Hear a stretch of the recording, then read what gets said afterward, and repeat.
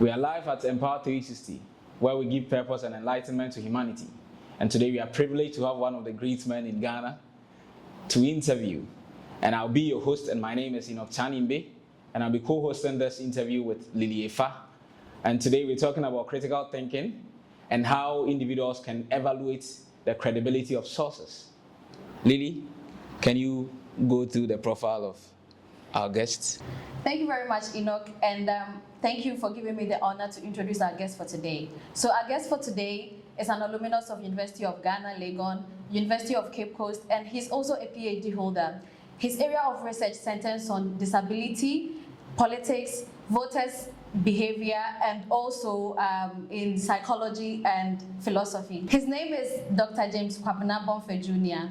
Thank you very much, Doctor, for accepting to be our guest for today. Thank you for having me, Lily. You've been missing. Yes. I was away for a while, but I'm back. We thank God for your safe arrival. Thank you. And I hope you had a refreshing engagement with the academics in Canada. Yes, I did. It was a very great experience, as a matter of fact. Thank you. Thank you, Doc, for giving us the opportunity to interview you. I grew up listening to you, and I've heard the name Kabila. I've never met you. So it's an opportunity and a privilege meeting with you. Yes. So first and foremost, we'd like to know how critical thinking can help individuals differentiate between credible and non-credible sources of information. Okay. All praise to God, and I privileged to meet you too. When I got the request for this engagement, I did a bit of reading on your Empower 360. I wanted to know who you were and what you have done so far. I can see that you are an emerging media voice, and I'll encourage you to keep it up and focus on the right things. And it's very important that you are engaging me on using critical thinking skills as a means to authenticate or verify sources of information, especially in this era where we live in the information age, and the internet is the biggest and widest library you can have. All manner of things are posted there or are put out there. And as much as you have got credible information, you also have very much so junk churned out there and spread around. So it's important that we appreciate that as much as there's good material on the net or within the information superhighway space, there is also bad information. And it is my view that with critical thinking and critical thinking skills, we will be able to navigate in between the various sources of information that are there and what we can take and what we can reject. So what is critical thinking? I think it's basic. It is about you using your head, letting your brain work rather than your emotions.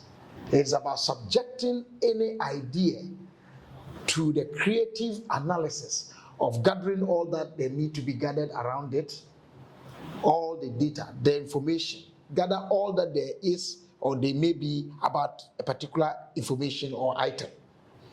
2, assess them. When you have gathered the information that is available, assess them. How do you assess them? You have to compare them. You have to check where they are coming from. Who is saying it? What date is on it? Where is it heading? Where is it going to? Or what is it suggesting to you? Is it verifiable? Is it a place that you can go and see that this is actually happening? Or even if it is live, can you be sure that the images that are being shown are actual images? You should let your brain talk to you and ask your entire body system whether what you are seeing or what you are saying is true. After that, you evaluate. When you have evaluated whatever it is, you can then make sound or good judgment. This is the process we go through in basic and normal research. As researchers, you have to gather all that there is to be gathered about an idea. You go through them by separating them or sinuing them as to where they belong. And then you make sure that you have been able to assess each one to verify whether what has been said and what has been said is indeed so. Is there a date on it? Is there someone who is cited? Does that person exist? If you said we picked this information from a village in Kintampo municipality called Kayanyogo, is there a village like that in Kintampo? So you go through the map and find out whether Kintampo has got a village called Kayanyogo. If you don't have a village in Kintampo municipality called Kayanyogo, that's the first suspicion that this information is likely not to be true. Is there a date on it? They say it's 3 years ago. Meanwhile, the date on the information is saying that it is about some 25 years ago. Who is telling the truth? So your critical thinking skill is about employing all that there is within your brain faculties to check, to assess, and to establish whether an information is verifiable, is authentic, it can be proved, it can be connected, and you can evaluate it to come out with a very good conclusion. If you do that, you can tell whether a story is becoming a Kwakwanansi story or it's indeed an incident that happened or occurred. Much for that wonderful submission. So I want to find out what are the key characteristics of credible sources where critical thinkers can actually verify that, okay, this is the site I need to go to find this information. Thank you. So there's authenticity of authorship. Who is behind that story? You have a date on it. There's a period. You have got a place that you can connect to the story. And then, the story is actually pointing to an objective. Why the story was done. It is not, someone just getting up and framing up something and, hallucinating or speculating. It is not speculation. It is authentic. Authentic means there's a date on it. There are human faces to it. If it is not human faces and it's about a place, maybe Kwabena Monkey Sanctuary in the Kintampo South district, you know that it is behind Jema, and then you are traveling from Jema to Nkranza, you go through Kwabena. There's a connection. There's a detour that directs you through establishing authenticity, or that it can be verified, it can be proven. It is not hearsay. You can link it to a place, a person, a date, and an incident. Those are the things that you look out for when you want to establish, an authentic or verifiable information that you can rely on. All right, look, let's say you want to tell us your life story. Yeah. How do we verify that? Well, my life story is very simple. I was born in Kintampo. So you want to verify that I was born in Kintampo, I give you a date. I was born on July 1, 1980. You can go to Kintampo Health Center, which is now Kintampo Municipal Hospital, and go to their record unit. Or you can sit in Accra and go to Birth and Death Registry. At the tap of a button, my information should be able to pop up, whether I was indeed born in Kintampo on the date I said or not. You can find that. I tell you that my parents are J.K. Bomfeh, former MC, former DC of Kintampo Municipal Assembly. My mother is the late Kwabena Bomfeh. Again, you can authenticate that on my birth certificate or my birth record. Okay? I attended Kintampo SDA Basic School. My record should be there. I think I still have a record there upon completing basic education. So you go to Kintampo SDA Basic School and then find out whether what I'm saying is true or not. From Kintampo SDA, I went to Prempeh College. I'm telling you sequentially my life story. I was born a Seventh-day Adventist. I was blessed by, the church. I don't remember the name of the pastor who blessed me. I should have it on my certificate. But I mean, all these things can be traced to the sources and the places and the dates that I'm giving you. From Kintampo SDA Basic School, I came to Prempeh College. And from Prempeh College, I went to train as a teacher at Wesley College. I went to Tamale to teach, and I taught for 2.5 years before leaving to University of Cape Coast to do my first degree, after which I proceeded. And I'll give you dates and times, how I became an alumnus of University of Ghana, and how come wherever I've studied, and give you all the places that I've worked, what I do now, and you follow each trace of my life to establish whether they are accurate or not. And in all these things, I'm going to leave names. If I finished Kintampo SDA Basic School in 1994, there are people who also finished SDA Basic School in 1994. And when you go to the records, you can find them and try to engage some of them to see whether the claims I'm even making about the school. I was office boy. That was the position I held. And there are funny stories about me being an office boy and other positions in the school, like SP. They had boys. We had boys SP. We had girls SP. They had compound overseer and those positions.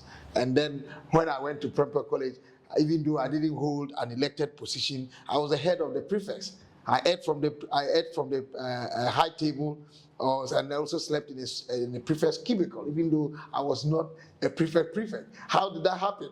There are records there to show. Okay, so my story will be told in a way that you can follow and establish truism or otherwise of that, and you can use that to fact check me.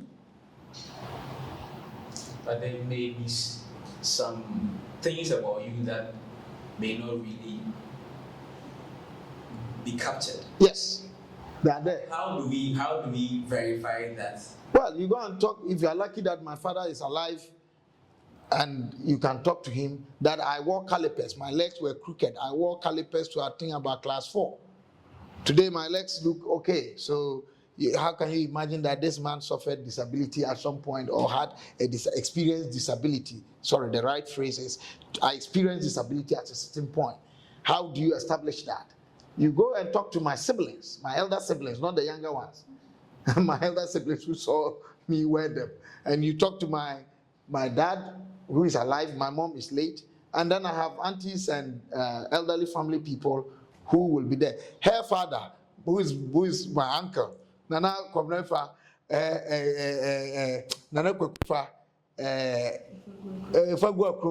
of Chairman Kuma in Kintampo.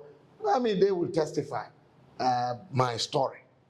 I mean, so this may not be captured, but now you are capturing it. That I wore calipers when I was young.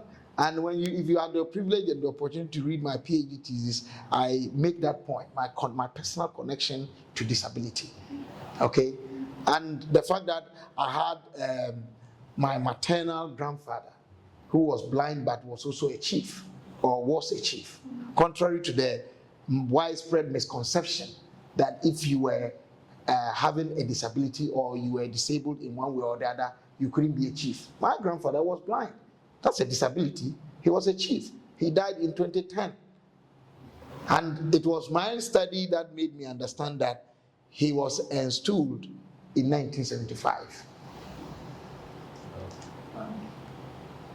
Okay, thank you very much, Doc. So I would like to switch the conversation a bit, since you are talking about disability.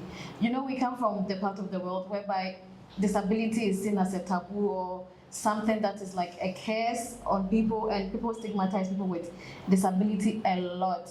So is there a message you have for the people? Because when I went to Canada, the experience was very different. People with disability are being treated very special. Like, I mean, they are even more important than, normal human beings. So is there a message for people? Because it's high time we normalize some things here.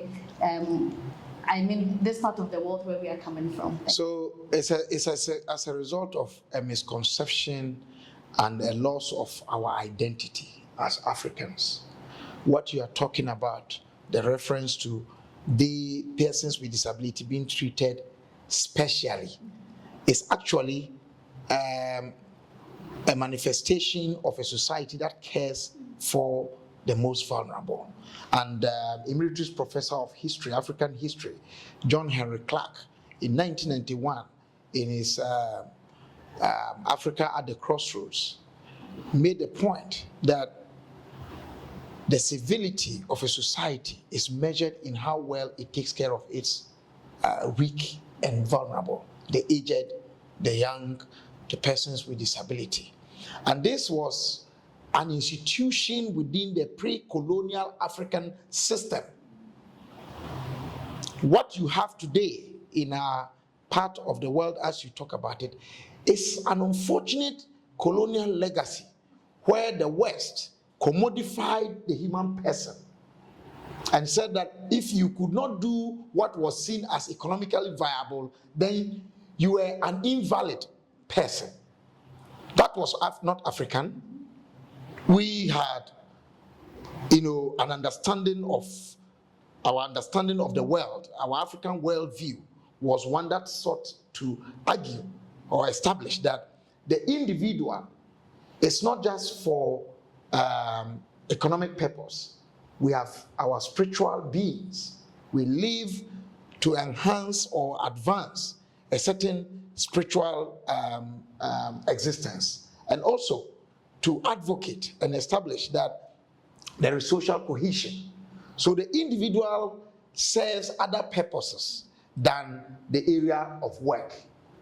And we made sure that there were statements, proverbs, which would not be attributed to any one person, because for us it is communal. So you have statements in Twi such as Ubi yanto abrewa ntwene, Kobisa abrewa, Ubi anto ne ba ntwene, Ubi ayo nyame ba, Apache oni hwe kra na enye ne nsembo. The cripple, if it's good for nothing at all, at least can use the hands to clap or to crack granates and so on and so forth. And so we had a sense of being that somehow our association with the West through the Atlantic, because we knew them through the Sahara.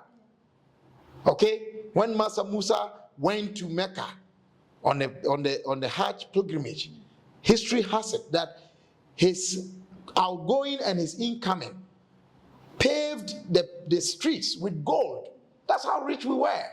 Frobinus, the French scholar, said that pre-colonial Africa had streets well laid, that they were beautiful. And if you go to Drobo near Wenchi, the streets are well laid without any modern or contemporary architecture.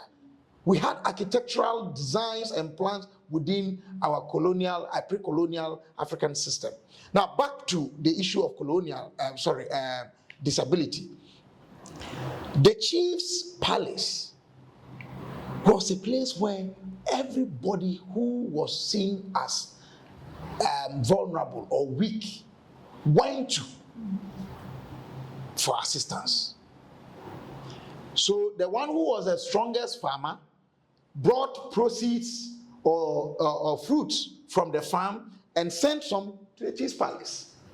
The hunter who hunted so well brought meat from the bush and sent some to the chief's palace. The reason why the chief's palace served as a reservoir of food, of meat, of wealth, anything, was that they needed excess so they would give to other people. And which people were these? Those who were disadvantaged by way of their experience of disability, by way of their age, by way of being widowed, whether male or female, or orphans. And so we had a special treatment for persons with disability, like you saw in Canada. They stole or they mimicked that from us because we had in abundance. And we could take care of our society without anybody being in want.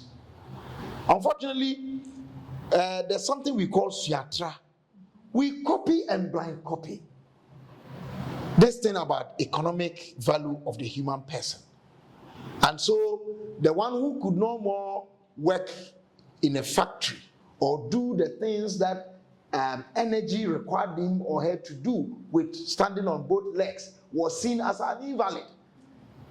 And so we'll throw them, to the back burner. It's a high time that considering the 17 goals under the Sustainable Development Goals, which all are, integrated or brought together by one word, inclusion, that we don't leave anybody out. And I think that with the passage of the Persons with Disability Law in 2006, under His Excellency President John Agyekum Kufuor, after years of attempts to pass that law, we have seen the issue of disability come to the front burner in our country. Now you go to state functions and you have somebody there communicating through sign language. You have got books printed in Braille. You have got yellow signs used to inscribe places to guide persons with disability. You have the disability law that says that wherever you see a person with disability trying to cross, it will be an offense if you don't stop for the person. The law has made it a part of us now that we need to consider that. And now there's more research coming up. Perhaps ours may have served as a seminal work done in the area, but as I speak, there are 7 other people who benefited from a scholarship or are benefiting from a scholarship under the University of Ghana and the University of Siegen, Likod Waso, that is the life courses and trajectory for persons with disability in West African societies, ongoing. I was the first fellow of that scholarship to complete in 2022. There are others who are passing out, and others are also near their completion points. And I think this morning, one of my professors at the PhD level showed me his daughter's thesis, which is on persons with disability in leadership in the Accra metropolis or metropolitan assembly. So there's some interest and excitement going on, and I think that we'll get back to our roots, where we saw disability as part of us. It's ubiquitous, it's human, it's humanness. And if you are lucky and you live old enough, you will experience disability one way or the other. And I say this, former President Kufuor, whose tenure saw the passage of this law, at the time was on both foot. Today he has to use a wheelchair. That is a reality, and you can only think of it that when he was superintending the passage of this act, it was almost as if he was passing it for himself. And that's what the minister then, Mr. Kofi Adda, who is late, said, that there's a thin line between disability and without disability. So it should guide all of us that being with disability doesn't mean inability or making anybody less human or invalid, as some have unfortunately said in the past. Thank you. Well, but I think I should add this, that the third Asantehene, Otumfo Kusi Obuadum, who was the first documented peacetime chief or king of the Asantes, Asantehene. Asantehene is Asantehene. I don't want to go into the debate about whether he's a king or not king. Asantehene is enough. It was during his time that 4 years into his reign, he was blind on the stool. And if it was a taboo, he would have been destooled. He was not destooled. And to make up for the trajectory that had happened in the nation of Asante, they manufactured the heralding words that accompany the chief to date. So you hear when any chief is coming today, it's all over. Oh, sorry, oh, sorry, oh. You hear them say, oh, sorry, oh, but they're actually saying, oh, sorry, oh, signaling the chief that you are rising. And then he rises. Ututu, you have to step forward. Ututu tatai, bemkum, so the left must go. Nifa, bemkum, nifa, brebreo, brebre. Usane, ufro, to guide the chief whether he is taking a step up or a step below, so that he doesn't slip or fall. So that heralding words, uchia benkum nifa, you are greeting left, you are greeting right, to direct the chief to where the people are welcoming him. You understand? Yeah. This was sense at the highest exercise, critical minds, critical thinking at work. That when he sits and visitors come, to date you see it. The Asantehene doesn't greet the hands of visitors or even subjects or royals when they come, loyal members of their fraternity. He doesn't greet their hands alone. You see somebody flanking the chief and holding the hands with both like that to direct his hands. It's not the gold that is too heavy, but it is to direct the blind chief so that he doesn't miss the person who is coming to greet him or whoever is coming to greet. And then you see them holding his waist when he's moving. It is to direct and keep him in stability. Now it has become fashion, and you think that it is because of some strange thing. Yes, something happened. What happened was that there was a chief with blindness, and they had to manufacture or create, using their critical thinking skills, to create a path. Today, it has become popular, and a lot of people don't know the genesis to that. I've shared that with you, and some of these things you say them with reverence, with all humility, because it's a part of the rich history of the Asante nation. When we talk about the Federation of Asante being great, these are some of the things that they did through the institution of Okomfo and the first king, Asantehene Osei Opemso, who established the Federation. Wow. Interesting. You. Today's enlightenment is just out of the world. Thank you very much, though. Thank you very much. Yes, and congratulations to being the first. To be giving the first fellowship. Yes.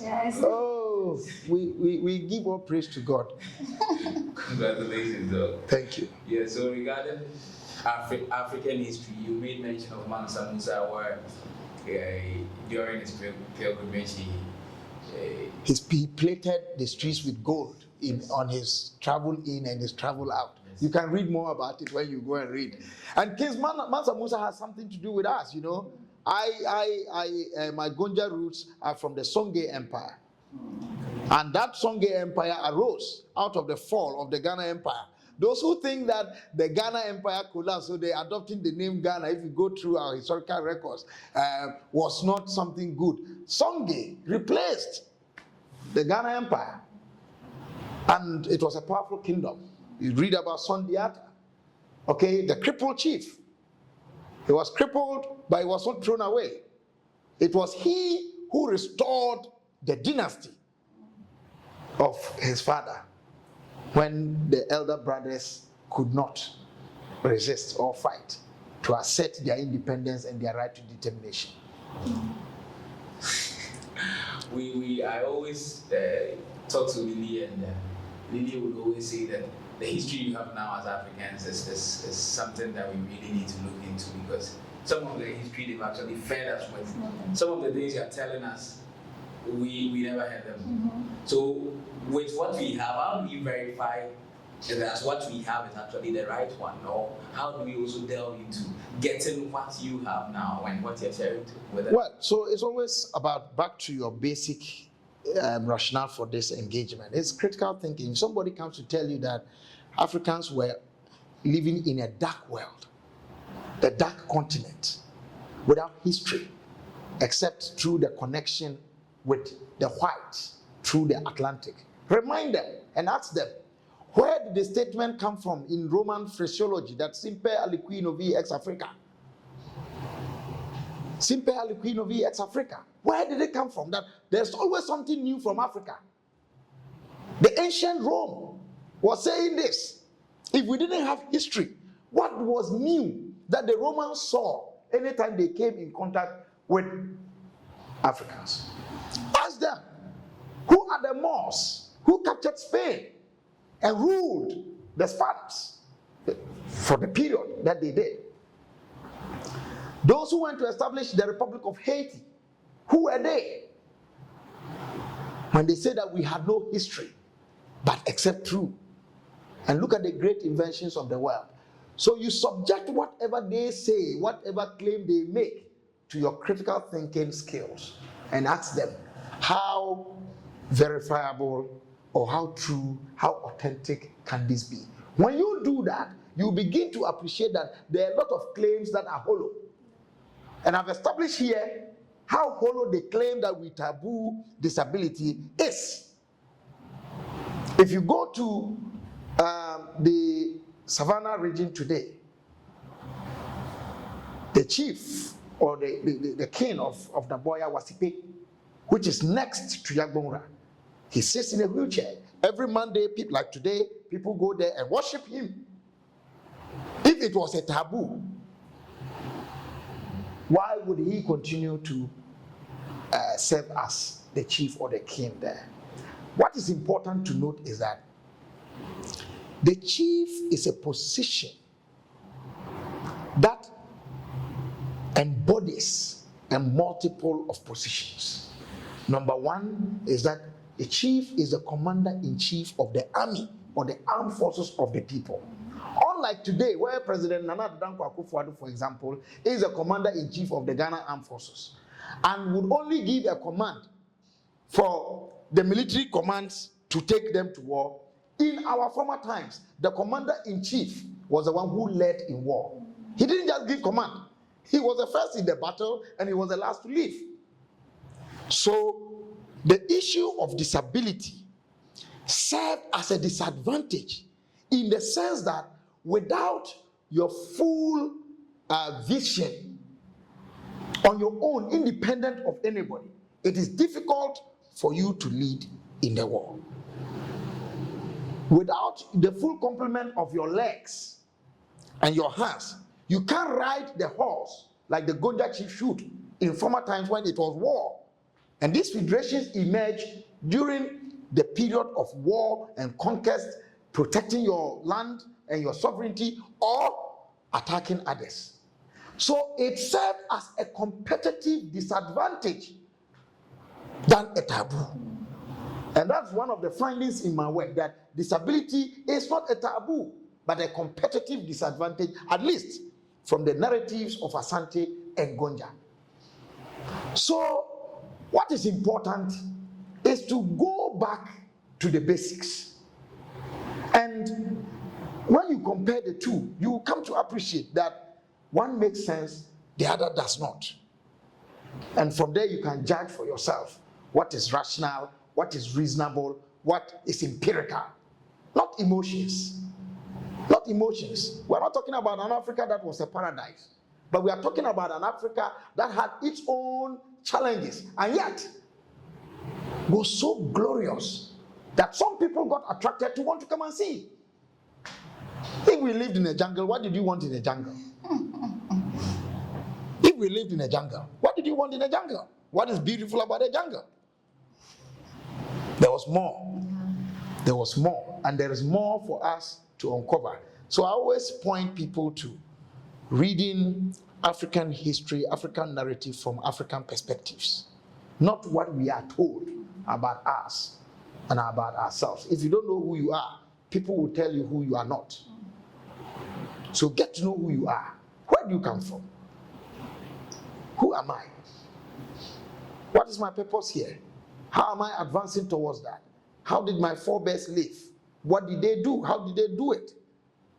We are a great nation. We are a great people. As Osagyefo Dr. Kwame Nkrumah would say, Africa is not poor. Africans may be poor, but Africa is definitely not poor. All right, thank you very much, Doc. So this will be our last question. And like I keep telling people, what you believe to be true, do you believe because someone told you, or you've actually done research to find out if it's true or not, like you rightly said? So Doc, how do we differentiate between primary and secondary source of data? Because that's also a very critical issue. Thank you. So it's very simple. When we say secondary data, we are talking about information that has been processed from a primary source into another. So written text, they are certainly not primary, but they are secondary. We have processed them into another form. And these days, what you need to note is that I am an interpretivist. And I mean, those of us who do cultural anthropology, one of the things that you will find is that as you are listening to me, you are also interpreting what I am saying according to your worldview. So I may use a word that you will understand that word differently than I meant. Why? Because your makeup is different. You have now had Canadian experience. So when Canadians use certain words, they have meaning. What the same words can be used in Ghana and mean entirely something different. So you have to bear that in mind into the nature or the class of the information that you're dealing with. Is it secondary? Is it primary? If it is primary, how can you verify that? And it is always important that in documentation, if Enoch is telling me a story, and Enoch grew up in the same society with Prince, I should be able to verify what Enoch is saying from Prince. Their level of understanding may differ, but essentially, there shouldn't be much difference in terms of their lived experiences in a particular area, in terms of the do's and don'ts, the rules and the regulations. And so, if you are looking at other sources, and maybe right now you are recording this one, I don't think that it is everything that I am saying that will go on air. They will edit to take out some things and maybe make it more fashionable or maybe more right to put on air. So you may have something that I said or I'm saying now that may not be captured in exact terms. So I'm the primary here. What you are going to put out there, the video, is secondary. So if you want to authenticate what I've said, maybe after watching Empower 360, you come to me and say, oh man, did you talk to them? Did you say, oh, maybe I added A, B, C, D, but maybe they didn't capture that. Yeah. So you need to do that. And so it's a burden on all of us in this age and era and time that don't take anything you hear hook, line, and sinker. Verify, verify, verify. Authenticate, authenticate, authenticate. Cross-check, cross-check, cross-check. Fact-check, fact-check, fact-check. Don't take anything for a given. Wow. Then before we go, we want you to walk us through maybe a brief history of Africa. Just a brief one of Africa. We are the cradle of humanity. Life began here on this continent. And it is my view that the first man God created was a black man, my great-great-great-grandfather. I believe as a Christian that Jesus is my Redeemer. I believe that Jesus was an African. He was black skinned. He wore the colors that I am wearing. He had my eyes. And I believe that Jesus Christ may have even been born on a Tuesday because I'm a Tuesday born. That's Africa. We are a people with a rich heritage. that allowed ourselves to be disturbed by other people. They disturbed our history, they disturbed our continent, our geography, but without our acquiescence, without our support, not without our contribution. So we are a people that have allowed ourselves to be captured in lesser terms than we are. Unlike the great African philosopher and great patriot of this country, James Kwabena Jnr, did, say, we are like the eagle born among chickens. It is a high time we found our wings and flap and flap and flap and take our rightful place in the air above all others and fly like the eagle God created us to be. Fortunately for us, in designing our symbol and authority of this country, our forebears, the founding president of this country, Osadefo Dr. Kwame Nkrumah, made sure that the coat of arms are held by two strong eagles. It means a lot. Let us not take it kindly. It is our responsibility as the people of this generation to learn and research to redefine ourselves. The world is ours to have, and bring all others into the committee of nations to live to the glory of God. Wow. Wow. Thank you. The world is ours to have. Wow. That is your last words. Learning has no limit, has no end. Let's keep learning. Thank you for the privilege and the opportunity to have me. I've learned from you, and I hope you also did. Sure. I wish you well as you watch this video, and I recommend Empower 360 that let's all support Empower 360, an emerging media house, to grow and be an example and an inspiration to what young people can do when they put their thoughts to it. Together, we shall make Africa great. Let's make it great. Thank you so much, Dr. James Kwabena Bomfeh Jnr, for your wonderful insight. I mean, I was just stunned throughout the whole interview, like, wow, wow. Thank you so much, Daddy, for making time with us. I mean, we don't take this for granted. We know you have a very busy schedule, but you still made the time to accommodate us. And thank you for encouraging young women, young men coming up that, of course, if they set their mind to something, they can achieve it. Thank you so much, Enoch, for being our host for today. I was glad to be your co-host. My name is Liefa, and here at Empower 360, we give purpose and enlightenment to humanity. See you next time. Bye.